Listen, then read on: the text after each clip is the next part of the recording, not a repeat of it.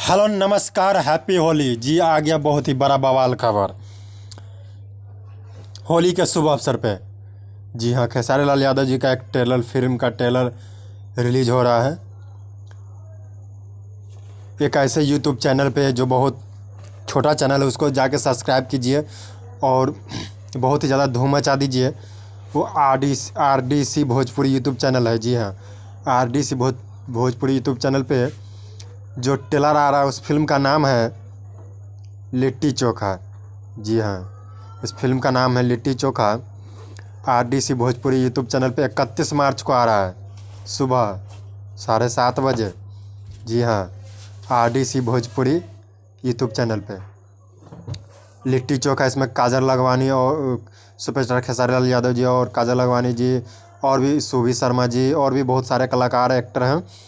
तो आप लोग जाके देखिए R D C Bhojpuri YouTube channel पे 31 मार्च को सुबह 7:30 बजे